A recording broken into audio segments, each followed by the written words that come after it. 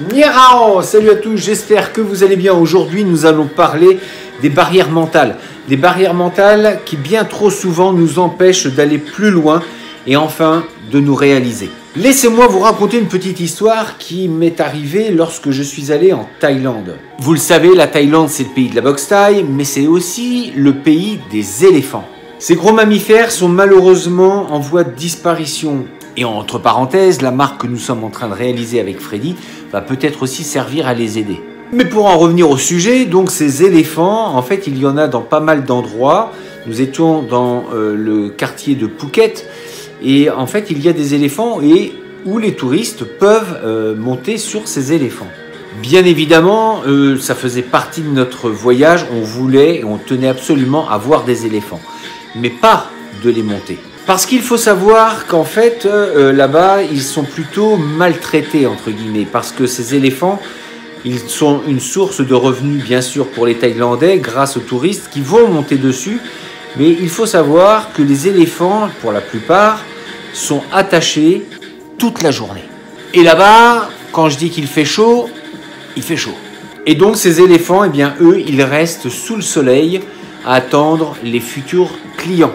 Donc pour nous, il était hors de question de participer à ce genre de choses, mais par contre, on avait entendu qu'il existait des sortes de fermes, enfin des endroits où ils étaient entretenus et où ils étaient surtout bien traités. Donc à choisir, on préférait donc payer ce genre d'établissement où par contre, il était interdit de monter les éléphants et c'était simplement passer la journée, une matinée ou une après-midi avec eux.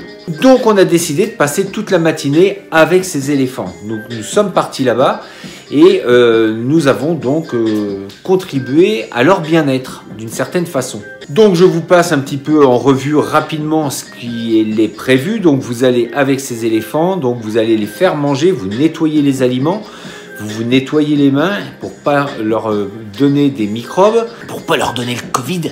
Et ensuite, vous partez avec eux dans les bains de boue pour les nettoyer. Et ensuite, c'est le grand bain. Donc, c'est un moment plutôt exceptionnel et privilégié. Et donc, revenons à notre sujet. Les barrières mentales. Eh bien, en fait, même les animaux, en fait, on peut leur faire ce genre de barrières. On peut les conditionner à croire quelque chose. Parce que quand vous allez donc voir ces éléphants qui sont sous le soleil et qui sont maintenus comme ça pendant des heures, vous me direz, ils pourraient s'échapper. Eh bien non, parce qu'ils sont conditionnés depuis leur plus jeune âge. Les éléphants que nous avons vus là-bas, ils étaient uniquement maintenus par certains, par une cordelette ou une chaîne. Vous pensez bien qu'un éléphant pourrait très facilement arracher cette chaîne de son pied, de sa patte, ou bien de cette cordelette. Mais comme je le disais, depuis leur plus jeune âge, ils ont été habitués à être enchaînés, donc d'avoir une chaîne qui les entrave. Et donc tout petit, bien évidemment, cette chaîne, ils ne peuvent pas l'enlever. Et avec le temps, eh bien, c'est quelque chose qui reste conditionné dans leur cerveau. Et donc, avec le temps, ils ne cherchent même plus à s'échapper parce que pour eux, c'est impossible. Et malheureusement, eh bien, il en est de même pour nous. Ce qui est vrai pour l'éléphant est vrai aussi pour l'être humain.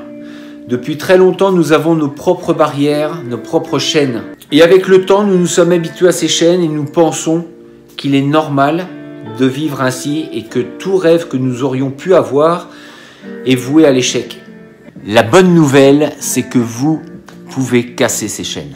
Comment, me direz-vous? Eh bien simplement déjà en le désirant, en le souhaitant. Rappelez-vous, vous êtes des êtres humains dotés d'intelligence, plus ou moins. Mais cette intelligence saupoudrée d'un peu de motivation, ou beaucoup, eh bien, vous emmènera beaucoup plus loin que vous ne pourriez le penser. Notre vie n'a pas été écrite pour être celle d'un éléphant.